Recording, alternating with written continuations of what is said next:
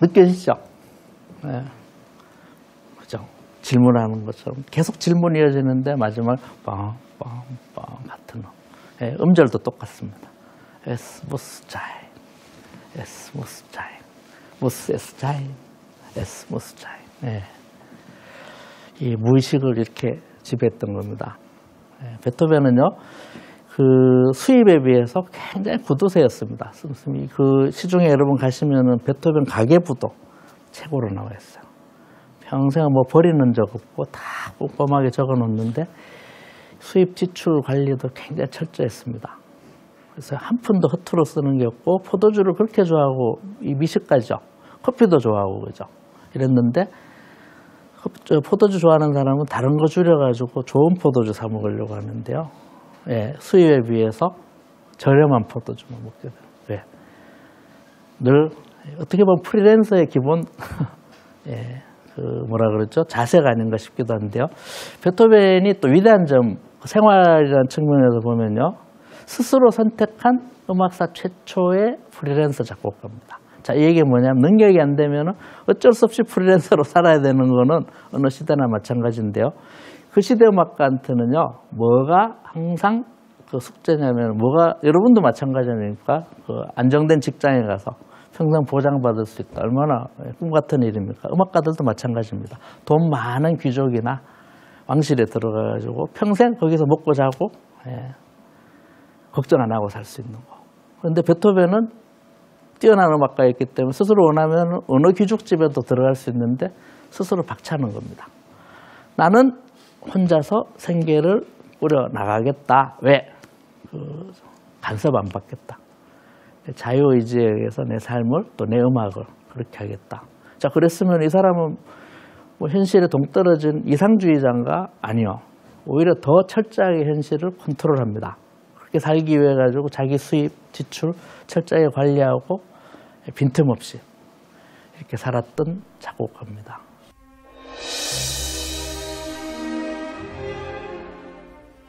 19세기 낭만주의 신라기의 거장 요하네스 브람스. 그의 천재적인 음악성을 알아본 이는 독일 낭만주의 고전음악을 이끈 로베르트 슈만이다. 슈만 덕분에 브람스는 당대 유명 음악가의 반열에 오르게 된다. 베토벤을 존경해 베토벤의 영향을 많이 받은 브람스. 브람스 교향곡 1번은 베토벤의 10번째 교향곡으로 불리기도 한다. 브람스는 원칙주의자이다. 고지식한 성품이었다. 하지만 고집과 깐깐한 성격, 그에 걸맞는 노력으로 인해 우리는 형식이 살아있는 교향곡을 들을 수 있게 됐다.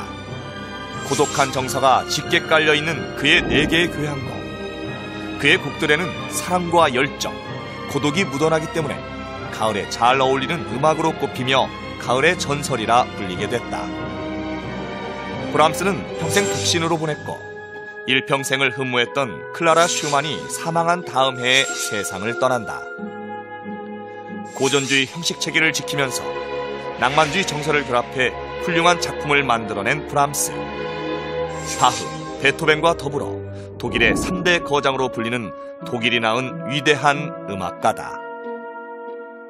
자, 이제 마지막 그 작곡가죠. 브람스요.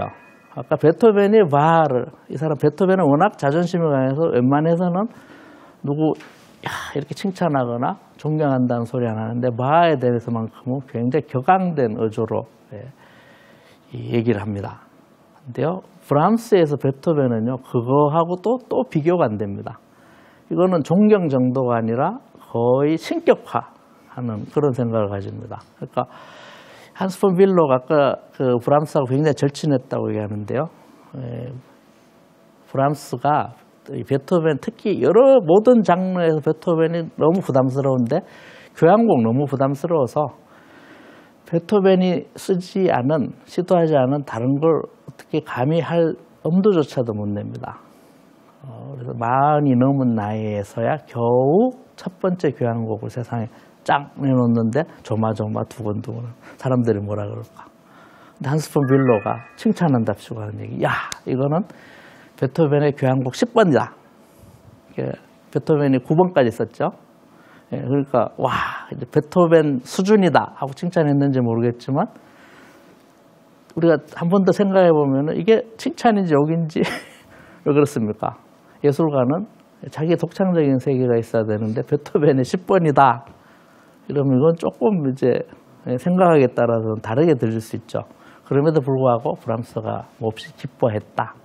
근데 또 브람스 성격을 아는 사람은 이런 얘기도 합니다. 겉으로 기뻐하는 척 했지만 속으로는 좀 찜찜했을 거다. 브람스는 굉장히 소심한 성격일 거다. 이렇게 얘기합니다. 아까 뭐 두 작곡가 마찬가지로 세 가지 공통점이 있다고 미리 제가 말씀을 드렸습니다. 그러니까 아버지가 음악가였다.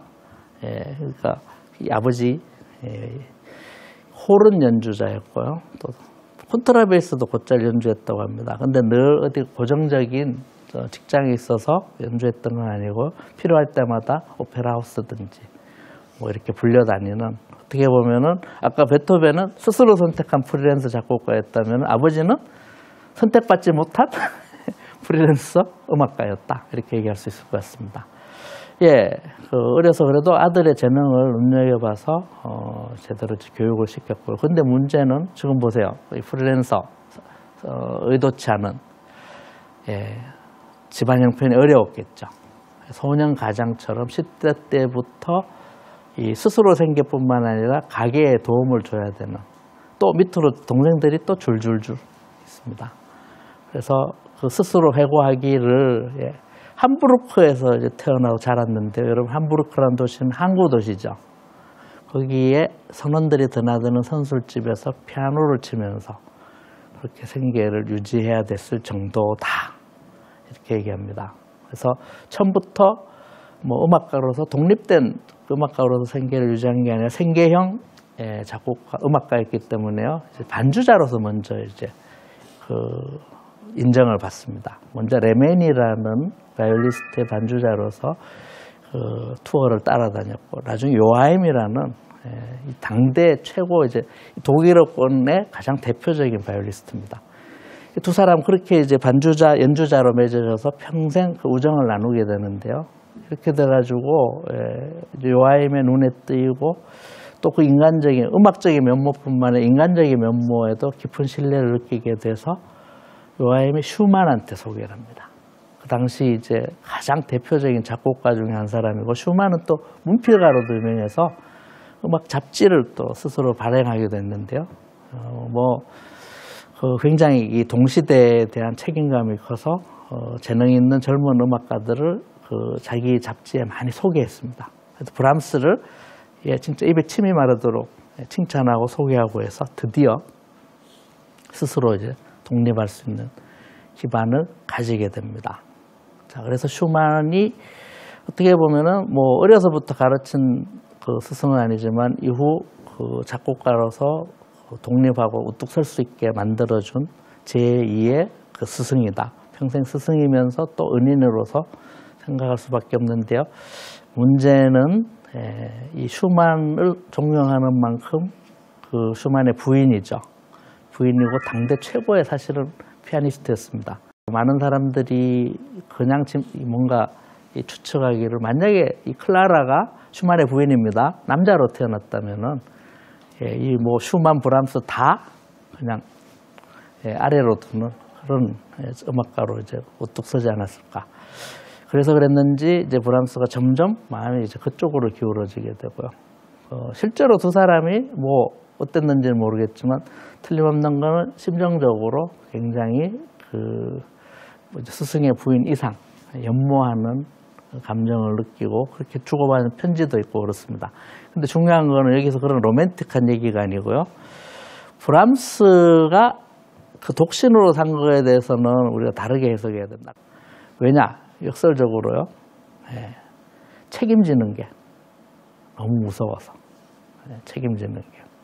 결혼하면 당연히 일단 부인, 그다음에 자녀가 태어나면은 자녀를 책임져야 되는데, 어떻게 보면 아버지가 베토벤 아버지 같은 그런 아버지는 아니었지만 너무 로맨틱한 분입니다. 경제적으로 무능한 아버지를 봤죠. 그래서 그 동생을 책임져야 됐고, 이 책임감이 얼마나 강했냐면요. 어머니가 또 일찍 죽습니다. 늘 앞에도 마찬가지였던 것처럼. 그다음에 아버지가 재혼을 해요. 재혼을 해서 거기에서 난 배다른 형제들 있죠.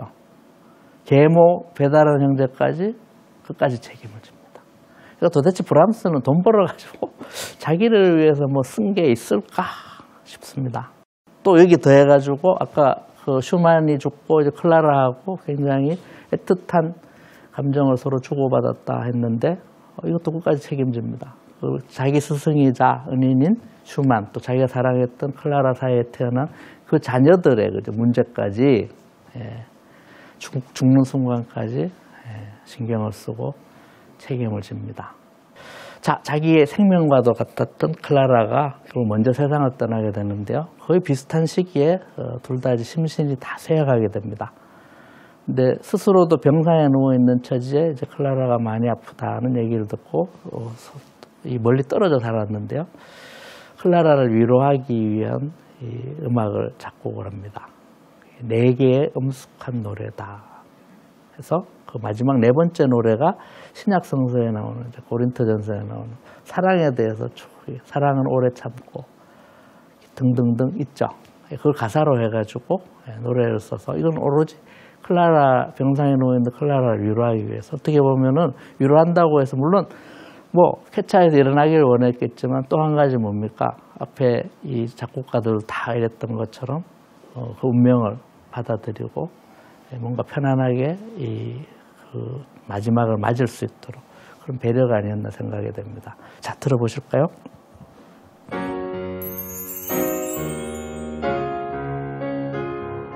Wenn ich mit Menschen und mit Engelszungen redete und hätte dir Liebe nicht, so wär ich ein tönend Herz oder eine klingende Schelle. Und wenn ich weissagen könnte und wüsste alle Geheimnisse und alle Erkenntnis und hätte allen Glauben also, dass ich Berge versetze und hätte der Liebe nicht, so wäre ich nichts, so wäre ich nichts. Und wenn ich alle meine Habe den Armen gäb und ließe meinen Leib brennen, und hätte der Liebe 참 어떻습니까? 하나도 안 낭만적이죠? 브람스 이렇게 고지식합니다. 무슨 설교하듯이, 그죠? 혹시 뭐라 그러죠? 마음이 약해져 있을까봐. 그래서 뭔가 기운을 북돋아 줄 수 있는, 자기도 아픈데 지금 아파서 힘들어 죽겠는데도 저런 생각을 합니다. 그래서 죽기 전에 꼭 한번 임종은 해야 되겠다, 지켜야 되겠다 해서 어렵게 병상에서 일어나서 밤기차를 타러 역으로 나가는데 진짜 영화 같죠? 그 기차를 간발의 차이로 놓칩니다. 그래서 그렇게 사랑하는 마음속으로 연모했던 여인의 또 스승의 부인이죠, 그죠? 그 마지막 순간을 보지 못하게 되는데요. 그럼에도 불구하고 장례식이 끝난 다음에 슈만과 클라라가 나란히 묻혀있는 그 묘지를 찾아서 현화를 하는데요. 삶의 이유와도 같았던 클라라가 죽으니까 이제 더 이상 아마 지탱하기 힘들었던 것 같습니다. 바로 이듬해 뒤를 따라서 세상을 떠나게 됩니다. 자, 이렇게 그 세 사람의 이제 작곡가를 짧은 시간이기 때문에 더 자세한 얘기 참 많은데요.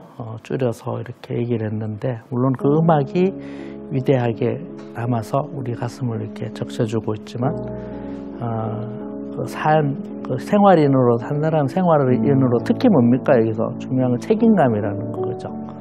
주변을 위해서 여러 가지를 생각하고 현실을 다 아우르는 가운데 저 높은 하늘에 떠 있는 별을 쳐다보고 또 손을 뻗어서 닿으려 했던. 그래서 어떻게 보면은 그 실제로 그 땅의 굳건히 발을 디뎠기 때문에 그 별을 딴 게 아닌가. 그 별을 따서 자기가 가진 게 아니라 후대에 우리 가슴 속에 이렇게 그 빛으로 남겨준 게 아닌가. 그렇게 생각이 됩니다.